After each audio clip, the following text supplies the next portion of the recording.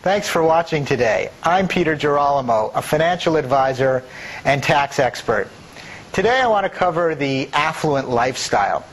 And the reason is, once you've achieved a certain level of affluence, things change a little bit and your perspective starts to modify somewhat. So today I want to share with you a 4-step framework or system that I've developed that you can use to evaluate your affluent lifestyle and quite possibly even improve it. You know, it's no secret that it takes a tremendous amount of effort, hard work, perseverance to achieve wealth. But it's also no secret that it takes virtually no effort to lose everything. I was reading a Federal Reserve study the other day that was looking at the wealthiest 1% of Americans. And they found that 1 out of every 3 people on that list fell off the list just 2 years later. So you can see it's not that difficult to go from the 1% to the 99%. You can lose affluence and lose it fairly quickly. And that's the reason our framework has an overall theme. And the overall theme is to preserve and protect what you've worked so hard to accumulate. Now, each one of the 4 pillars of the framework supports that theme, but each one in a radically different yet important way. So with that, let's look at the first pillar of the theme, which is to invest like the rich. So the obvious question there is, how do the rich invest? And basically, they're chicken. And you can understand why. Once you've accumulated some wealth, the last thing you want to do is lose it.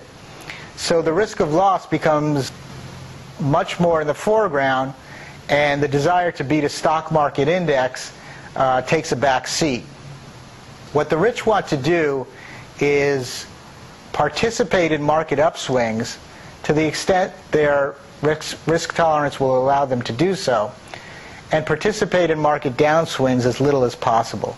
Of course, that's a radical departure from having as your goal to beat the S&P 500 every year. Let me give you an example of what I mean. You probably know the name Suze Orman, who's a famous author, TV personality. She talks about investments.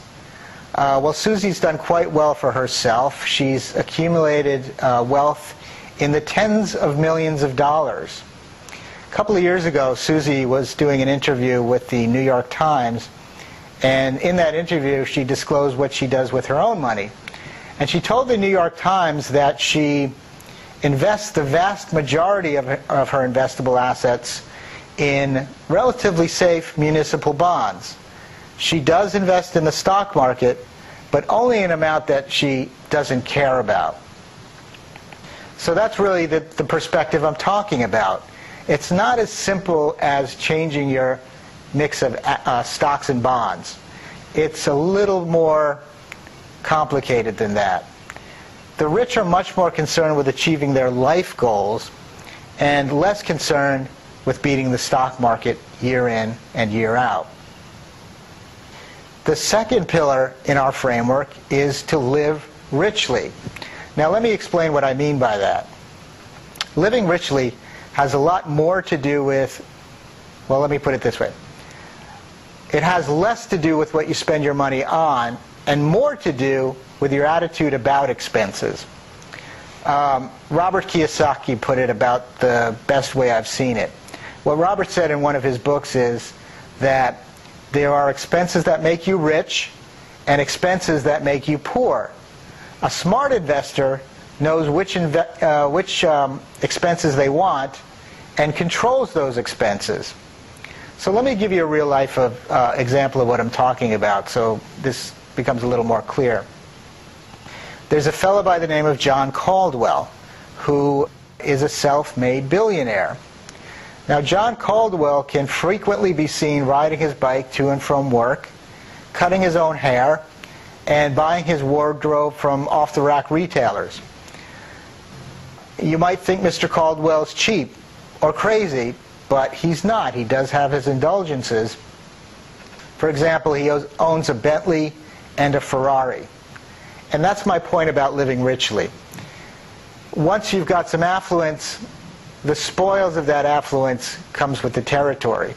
So luxury travel, fine wines, nice cars like Mr. Caldwell, that's all fine. Having indulgences does not mean you have a high consumption lifestyle. The key is to know which expenses you want and to control those expenses. The third pillar is to protect yourself, and this one's key. When you've got some wealth, again, you don't want to lose it, and there are other ways you can lose it besides from the stock market. You know, you can be sued, you can be robbed, you may pay too much in income tax, your business may falter, you could go bankrupt, you could be overcharged by the plumber. There's just a litany of things that could go wrong. So the important thing to do is to protect yourself from those bad things, and you do that by creating a moat around your wealth and your affluence. The same way a king would create a moat around the castle. Your moat won't be filled with water and alligators. Yours will be filled with things like insurance contracts, asset protection structures, tax plans, legal constructs, all designed to separate you from those potential bad things that could happen. And once you do that, certainly you can focus on the things that make you happy and less on the things that worry you. And that brings us to our fourth pillar in the framework, which is to control your legacy. Now, a little bit of a disclaimer, I'm going to touch on some legal concepts, and I'm not an attorney, so if any of this is of interest to you, I would suggest that you consult a qualified attorney. What I'm going to discuss with you now is the value of a living trust as a vehicle to control your legacy. And that's not any news to any of us, but what is news is how many people either don't get around to creating one, or if they do, leave it gathering dust so it's no longer useful anymore. I was reading that Jimi Hendrix died without a will, and it took 30 years to settle his estate. Pablo Picasso died without a will. Sonny Bono died without a will. So it is possible to let these things fall through the cracks. One of the biggest concerns that the wealthy have about their legacy is irresponsible heirs. And the best way I know to head that off at the pass is to put it in writing, put it in your living trust, what you want your assets to do, where you want them to go. You know, the organizations you want to support, the individuals you want to support, the causes you want to support. All of those things need to be included there.